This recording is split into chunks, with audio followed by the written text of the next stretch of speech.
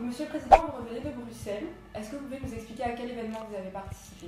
Eh bien, ça fait actuellement 30 ans que des présidents ont signé, effectivement, la conférence des présidents des régions ultrapériphériques à Goubert avec l'Union européenne. Nous avons effectivement tenu une conférence pour déjà parler de ces 30 ans, parler de ce qui a été fait, ce qui reste à faire encore. Et nous nous sommes rencontrés avec les 8 autres présidents de régions, notamment la Guyane, la Martinique, Saint-Martin, Açores, Canaries, Madère et Mayotte, Guadeloupe naturellement, pour en discuter. Mais nous avons aussi pris contact avec le commissaire Raphaël Fito, qui s'occupe des régions ultrapériphériques, de manière à avoir effectivement une belle séquence et discuter un peu des inquiétudes que nous avons. L'Union a un cadre financier pluriannuel à mettre en place et nous avons peur qu'il y ait des coupes sombres sur les dotations allouées aux régions ultrapériphériques. Nous avons largement discuté, nous avons fait des propositions et nous avons signé une déclaration que nous avons remis au commissaire Fito. Et ce qui nous a vraiment plu, c'est que pour la première fois de l'histoire, depuis ces 30 ans, il y a eu 4 commissaires européens qui sont venus effectivement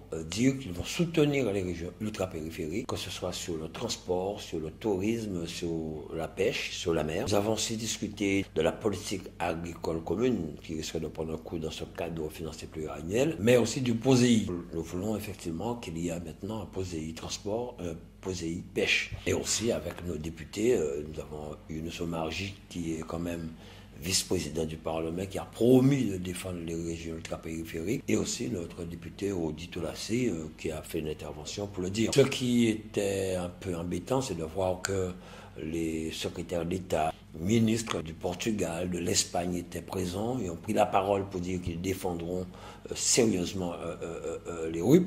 Nous n'avons pas beaucoup entendu le ministre délégué aux Affaires étrangères. Bon, nous ferons le travail qu'il faut, nous écrirons où il faut pour qu'on puisse effectivement défendre l'intérêt des régions ultrapériphériques. L'Europe est la deuxième puissance maritime grâce aux régions ultrapériphériques. Il faut effectivement que nous puissions effectivement bénéficier, continuer à bénéficier des aides apportées par l'Europe. Pour rappeler à la population guadeloupéenne, on sait que l'Europe peut aider dans le cadre par exemple du FEDER, pour la construction, pour l'environnement. Est-ce que vous avez pu évoquer certains sujets comme les sargasses, les problèmes de l'eau? Non, on n'a pas eu le temps pour cela. Vous savez, l'Europe, il y a quand même un travail qui se fait concernant les sargasses et l'eau. Vous savez, l'Europe finance, l'Europe nous met à disposition, il faut le dire, des fonds européens. Et comme je le dis, dans ce cadre financier pluriannuel, on doit défendre les positions des régions ultrapériphériques pour qu'il n'y ait pas de diminution sur ces subventions, sur ces aides apportées à l'Europe. Dans ces aides, c'est à nous maintenant de savoir qu'est-ce qui est finançable ou pas. On a commencé sur le financement de Sargator,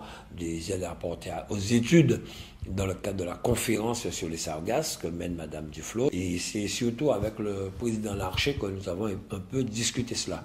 Parce que ce matin, nous avons rencontré le président Larcher qui a invité les présidents de région de France au Sénat. Nous avons fait le tour. Il nous a effectivement parlé de choses que le Sénat va défendre. L'étude du budget, l'État voulait effectivement ponctionner 4 milliards 7 sur les régions. Il a dit qu'il n'est pas d'accord. Il a parlé aussi d'autres sujets qui nous intéressent, notamment le versement mobilité. Les régions nationales perçoivent ces versements sur le transport et autres, et nous non. Donc si les Outre-mer bénéficient du versement mobilité, ce sera un plus pour nous pour pouvoir développer le transport, le réseau maritime. Il a parlé aussi de l'octroi de mer qu'il doit défendre, la taxe sur les carburants aussi. Il a, avec Madame Carole Delga, qui a parlé effectivement de la situation des Outre-mer. Il faudrait que l'État arrête de remettre en cause les dispositifs qui existent en Outre-mer depuis tantôt. J'ai fait un débriefing de la réunion de la conférence des présidents de région et il a parler de voir aussi le gouvernement pour défendre aussi le POSEI